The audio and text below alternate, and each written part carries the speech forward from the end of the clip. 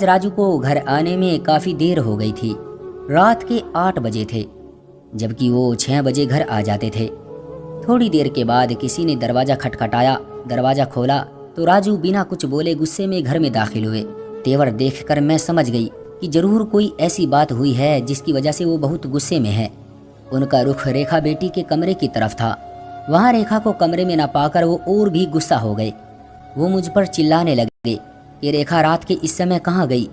क्या हो गया है राजू? यही कहीं होगी, इसमें गुस्सा करने वाली कौन सी बात है? तब वो छत के कमरे की तरफ गए और वहाँ जाकर उसे पागलों की तरह ढूंढने लगे। इतने में रेखा बाथरूम से बाहर निकल आई।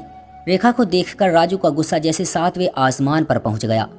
ये उसे बाजू से पकड़कर दूसरे कमरे में ले गए जो घर की अगली तरफ बना हुआ था। रेखा चिल्लाते हुए अपना हाथ छुड़ाने लगी, मगर राजू बहुत गुस्से में था। उन्होंने अपनी बेटी को बेदर्दी से बालों से पकड़कर कमरे में फेंका और बाहर से दरवाजा बंद कर दिया। यही नहीं, दरवाजे पर ताला भी लगा दिया। रेखा की चीखें पड़ोस तक जा रही थी। मुझे बहुत शर्मिंदगी हो रही थी।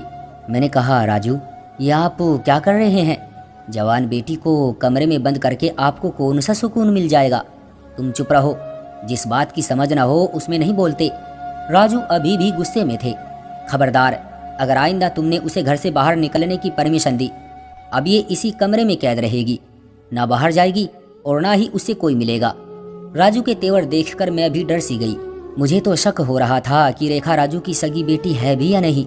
असल में मैं रेखा की सौतेली माँ हूँ और उसके बाप ने मुझसे दूसरी शादी की थी। रेखा की पहली माँ मर चुकी थी। जब वो अपनी माँ को याद करके रोया करती थी तो मैंने उसे प्यार देने की बहुत कोशिश की, मगर लाख कोशिशों के बावजूद भी वो मुझसे घुल मिल नहीं सकी। खैर, वो मुझसे छोटी थी, मेरा उससे क्या मुकाबला। उसे कमरे में बंद देखकर मेरा दम घुटता। मैंने राजू की बहुत मिन्नतें की, खुशामद की कि वो उसे कमरे से निकाल दे, मगर उन्होंने मेरी एक बात न मानी। उस दिन रेखा अपने कमरे में चिल्ला रही थी। मैं उसे खाना देने गई तो उसने मेरे पाँव पकड़ लिए। माँ, ऊपर वाले के लिए मुझे यहाँ से निकाल दे। पापा से पूछे, मेरा कसूर तो बता दे, मैंने क्या किया है कि उन्होंने मुझे कमरे में बंद कर दिया? क्या मैं अपनी सहेलियों से भी नहीं मिल सकती? वो मेरे पाँव में पड़ी रो रही थी। मुझे उस पर तरस आ रहा था। बिन माँ की औलाद भी जमाने के हाथों कितनी रुसवा होती है। मैं तुम्हारे लिए क्या कर सकती हूँ बेटी? तुम तो जानती हो ना राजू का गुस्सा कितना सख्त है। वो मुझे भी नहीं छोड़ेंगे। अगर मैंने तुम्हें यहाँ से निकालने की कोशिश की तो मुझे भी कमरे में बंद कर देंगे। मैं रेखा से बातें कर रही थी कि फ़ोन की घंटी बजी। मैं फ़ोन की तरफ दौड़ी, दरवाज़ा खुला रह गया। रेखा शायद कमरे से बाहर निकल गई होगी। मैं फ़ोन पर बातें करने लगी। मेरी नंद की कॉल थी। कहने लगी, हमने अपने बेटे का रिश्ता तय कर दिया है। लड़की वालों को जल्दी है, इसलिए अगले ही महीने हम उसकी शादी कर रहे हैं। तुम लोगों को जरूर आना है। नंद की तरफ से शादी की खुशखबरी सुनकर मैं सोचने लगी कि रेखा को अपने साथ शादी में ले जाऊंगी। यकीनन उसके पापा उसे वहां जाने से नहीं रोकेंगे। तभी मैं रेखा के कमरे की तरफ जाने लगी। देखा तो वो कमरे में मौजूद ही नहीं थी।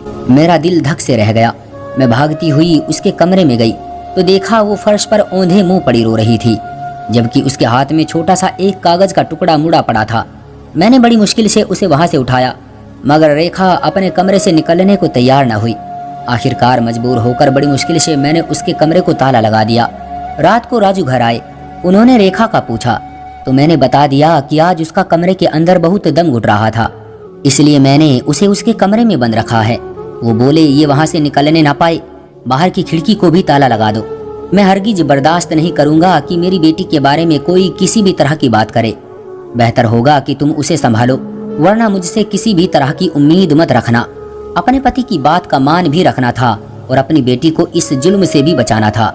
मैंने हामी भर ली, मगर अगले ही हफ्ते मेरी नंद के यहाँ शादी थी। मैंने अपने पति से बात की कि अगर हम रेखा को शादी में भी नहीं लेकर जाएंगे तो लोग हमसे 100 तरह के सवाल करेंगे। बगैर बात बदनामी होगी, तो बेहतर है कि आप रेखा को भी शादी में ले जाने की हामी भर लो। अगर उसे रोकेंगे तो खामखा इल्जाम हमारे ही सर आएगा। वो बोले, सही बात है, तुम ठीक कहती हो, लेकिन इस बात का ध्यान रखना कि रेखा कहीं जाने ना पाए। अगर ऐसा हुआ तो मैं तुम्हें नहीं छोड़ूंगा। राजू के तेवर अभी भी बड़े सख्त थे, मगर उन्होंने मुझे ये नहीं बताया था कि आखिर रेखा बेटी का कसूर क्या था जो उसे उन्होंने कमरे में बंद कर दिया। खैर, मैं और रेखा बड़ी बेसब्री से अगले हफ्ते का इंतजार कर रहे थे। अगला हफ्ता कौन सा दूर था, हम लोगों ने बृहस्पतिवार की शाम को ही जाना था। उनके घर खूब चहल पहल थी। राजू की मर्जी से मैं और रेखा भी चले गए। रेखा ने बताया कि वो अपनी सहेलियों से मिलना चाहती है। मैंने अपने सामने ही उसे उसकी सहेलियों से मिलवा दिया, मगर वो बेताबी से किसी और का इंतजार कर रही थी। कभी नजरें इधर घुमाती तो कभी उधर। उसका अंदाज बता रहा था कि वो किसी को कुछ बताना चाहती है, मगर मेरी मौजूदगी में वो ऐसा नहीं कर सकती। खैर, 2 दिन चैन और सुकून से गुजर गए। तीसरे दिन बारात में लड़की वालों के घर जाना था। शाम के 7 बजे थे। सब लोग बारात के लिए निकल रहे थे। हम लोग भी गाड़ियों में बैठ रहे थे कि मैंने देखा कि रेखा चुपके से लोगों से नजरें बचाकर भीड़ से निकल गई थी। ऐसे में अगर रेखा को बुलाती या फिर मैं उसके पीछे जाती, उसे मना करती, तो वो और भी बिगड़ जाती और ये मेरे लिए ही मुश्किल हो जाती। लेकिन खैर, मैं भी चुपके से भीड़ से निकल आई। मेरी नज़र अब अपनी बेटी रेखा पर ही थी।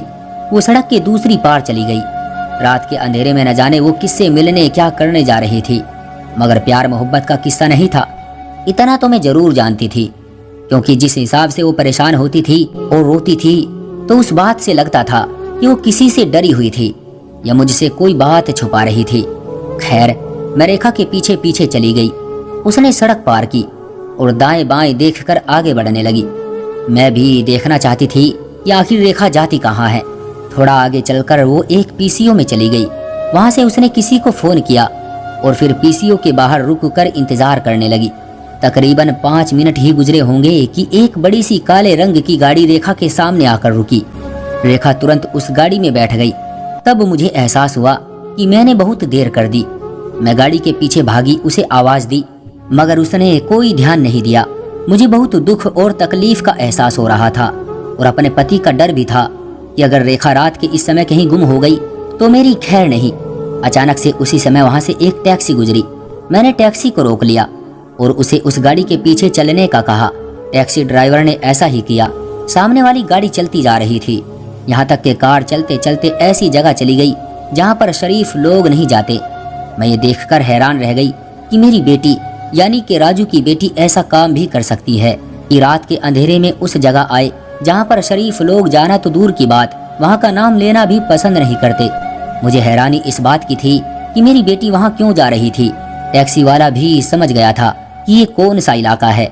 आसपास से आती गानों की आवाजें और हर दरवाजे में खड़ी एक खूबसूरत हसीना जिनके कपड़े आधे उतरे हुए थे, उन्हें देखकर साफ अंदाजा लगाया जा सकता था कि ये जगह कौन सी है।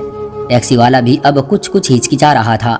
गाड़ी आगे बढ़ती ही जा रही थी, यहाँ तक कि वो एक खूबसूरत बंगले के सामने जाकर रुक गई। ये बड़ा आलीशान घर था।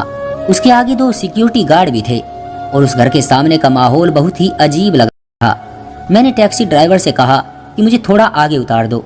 कहने लगा, बहन, ये मोहल्ला आपके लिए ठीक नहीं है। आप शरीफ घराने की औरत लगती हैं। मैं तो आपसे यही कहूँगा कि आप यहाँ मत जाएं, वरना आपके लिए मुश्किल हो सकती है। मैं जानता हूँ आप उस लड़की के पीछे पीछे यहाँ तक आई हैं, लेकिन जब ये यहाँ से निकलेगी तो तब आप उनसे बात कर लीजिएगा। अंदर जाना सही नहीं होगा। ड्राइवर की बात सही थी। मैं ऐसे माहौल में कभी नहीं गई थी, तो बाहर रुककर ही रेखा का इंतजार करने लगी। मगर उस बंगले के सामने खड़े 2 सिक्योरिटी गार्ड ने हमें देख लिया और हमारी गाड़ी के पास आकर हमें यहाँ से जाने का कहने लगे। तब ड्राइवर ने गार्ड से बचने के लिए चंदाबाई नामी किसी औरत का नाम लिया। गार्ड से कहा कि वो उसका इंतजार कर रहा है। तब गार्ड की नज़र मुझ पर गई, मगर उन लोगों ने मुझे कुछ ना कहा। खैर, हम लोग वहाँ कितनी देर रह सकते थे। 1 घंटा गुजर गया। जब रेखा बाहर ना आई तो मेरे हाथ पांव फूलने लगे। मैंने ड्राइवर से कहा कि मुझे जाकर वहाँ पता करना चाहिए कि मेरी बेटी रेखा कहाँ गई। बोला, ये लोग बहुत बुरे हैं। एक बार जो यहाँ चला जाता है उसके लिए बाहर के रास्ते बंद हो जाते हैं। बेहतर है कि आप घर चली जाएं। ड्राइवर के कहने पर मैं वहाँ से वापस तो आ गई, मगर मेरे दिल की दुनिया लुट गई थी। समझ नहीं आ रहा था कि मैं राजू से क्या कहूँगी कि रेखा कहाँ गई है। तब मैंने अपनी एक और रिश्तेदार औरत को राजदार बना लिया और उसे बताया कि रेखा ऐसी जगह गई है जहाँ पर शरीफ लोग जाना बिल्कुल भी पसंद नहीं करते। उन आंटी ने मुझे तसल्ली दी और बोली कि ऐसे मामलों में लड़कियां ऐसे लड़कों पर भरोसा करती है जो उन्हें ठिकानों तक ले जाते हैं और फिर वो उनकी जिंदगियां बर्बाद कर देते हैं। क्या पता रेखा के साथ भी ऐसा ही हुआ हो। मगर अच्छी बात तो ये है कि तुम उस कोठी का पता जानती हो। अब हम उसे वहां से बाहर भी ला सकते हैं और पुलिस की मदद से कार्रवाई भी कर सकते हैं। मगर मैं जानती थी कि रेखा किसी से प्यार नहीं करती। वरना वो मुझसे जरूर कहती। अगर उसे किसी लड़के से शादी करनी होती वो अपने पिता से हर बात कह दिया करती थी, मगर कुछ ऐसा उन दोनों के बीच था जिस पर ये बात न करते थे। रेखा भी खामोश हो जाती और मेरे आने पर राजू खुद भी खामोश हो जाते। अब मैं राजू का इंतजार कर रही थी। राजू बारात के साथ जा चुके थे। रात के 10 बजे तक बारात वापस लौटी तो दुल्हा दुल्हन के साथ मिलकर बच्चे कुछ रस्में निभाने लगे। इधर मैं और राजू भी फ्री हो गए। राजू बोले, अब हमें घर चलना चाहिए, यहाँ ज्यादा देर रुकना ठीक नहीं होगा। गाड़ी में बैठने लगे थे कि वो रेखा का पूछने लगे। मैं खामोश रही। आखिरकार उन्हें सारी कहानी बता दी। मेरी बात सुनकर वो गुस्से से पागल हो गए। मुझे बुरा भला कहा और खूब गुस्सा किया, फिर सर पकड़कर बैठ गए। मुझे बहुत पछतावा हो रहा था कि ये मैंने क्या कर दिया। खैर, मैंने उन्हें मशवरा दिया कि हमें थाने चलना चाहिए, भले बदनामी हो लेकिन हमारी बेटी तो वापस आ जाएगी। पति बोले कि ऐसा करना सही नहीं होगा, मैं पहले खुद वहां जाऊंगा। लेकिन मसला ये था कि राजू को उस जगह का नहीं पता था जो मैंने देखी थी। मुझे हैरत जब हुई जब राजू बोले कि मैं जानता हूँ वो वेश्याओं के बाजार में कहाँ और किसके पास गई है, और ये भी जानता हूँ कि क्यों गई है। उन्होंने मुझे घर ड्रॉप किया और खुद रेखा को लेने चले गए। मैं उनकी की हुई बातों पर ध्यान देने लगी। मैं सोचने लगी कि आखिर वेश्याओं के बाजार में ऐसा क्या है कि बेटी भी वहां जा बैठी और बाप को उसके ठिकाने का पता है। दिल में कई बार ख्याल आया कि शायद रेखा राजू की सगी बेटी ना हो। रात के 1 बजे दरवाजे पर दस्तक हुई। मैंने दरवाजा खोला। बाहर बातों की आवाजें आ रही थी। मैंने देखा सामने रेखा और राजू खड़े थे, मगर उनके साथ एक अधेड़ उम्र औरत भी खड़ी थी जो तकरीबन 38 या 39 साल की होगी, मगर उसके चेहरे पर काफी झुर्रियां थी। वो बहुत उदास और बीमार दिखाई दे रही थी। कुछ ना समझते हुए मैंने उन लोगों को अंदर आने का कहा। राजू मैं अपने कमरे में चले गए, जबकि रेखा उस औरत के साथ दूसरे कमरे में गई। मैं उन दोनों की बातें सुनने उनके पीछे पीछे गई। देखा ये दोनों एक दूसरे से लिपट कर रो रही थी। लग रहा था कि ये दोनों एक दूसरे को काफी सालों से जानती है। मैंने उन लोगों को उस समय कुछ न कहा और खुद भी सोने चली गई। राजू मुझसे नाराज थे। उन्होंने मुझसे जरा भी बात न की, खुद सो गए। सुबह उठे तो नाश्ता किए बिना ही ऑफिस चले गए, जबकि रेखा आकर नाश्ता बनाने लगी। वो बहुत जल्दी में लग रही थी। बोली, मुझे अभी नाश्ता बनाना है, जरा जल्दी कर दीजिए। उनकी हालत सही नहीं है, अब जल्दी करें, ज्यादा देर न करें और ना बातें बनाए। रेखा के लहजे में तलखी थी। मैंने जल्दी में उसे चाय बना कर दी। वो चाय लेकर किचन से चली गई, फिर भागती हुई आई, पानी का गिलास भी ले गई। उसे गए हुए 2 मिनट ही गुजरे थे कि उसके कमरे से चीखने की आवाज आई।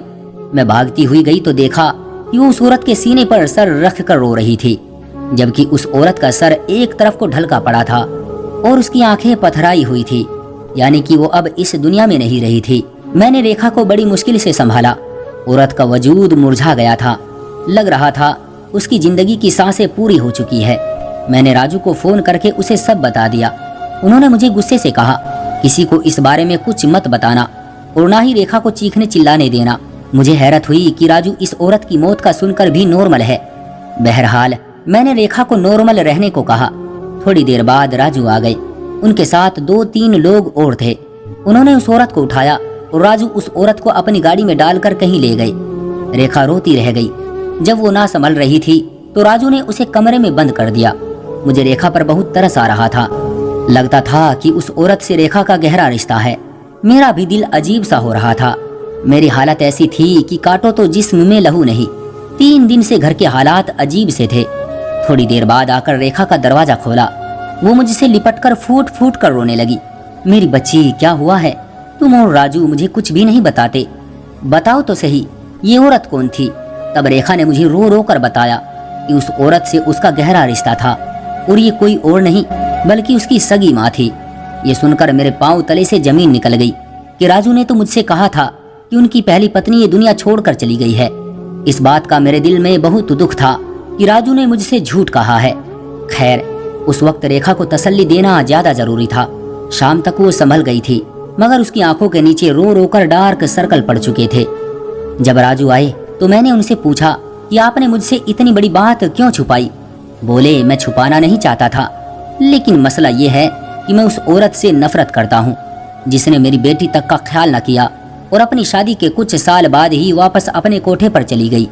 तुम जानती हो, राजू ने आंखों में नमी भरकर कहा, मैंने उस औरत को इज्जत दी, मोहब्बत दी। क्या नहीं दिया था मैंने उसे। मैंने दुनिया भर की दौलत उसके पाँव में रख दी, मगर वो अपने वेश्यापन के काम से बाज नहीं आई। मैंने उसे इज्जत दी थी, उससे शादी की थी, उससे एक बेटी भी पैदा हुई, मगर वो बड़ी जलील औरत थी। उसने अपनी बेटी का भी ख्याल न किया, बल्कि उसे भी अपने नक्शे कदम पर चलाना चाहा। मेरी बेटी दिल की साफ है, बस अपनी माँ की कमी की वजह से ये हमेशा अपनी माँ को ढूंढती रही। पता नहीं किस नीच नौकर ने उसे बता दिया कि उसकी माँ का रिश्ता उस वेश्या के बाजार से था। तभी ये एक आदमी की मिन्नतें करने लगी और उसके जरिए अपनी माँ तक पहुँचने की कोशिश करने लगी।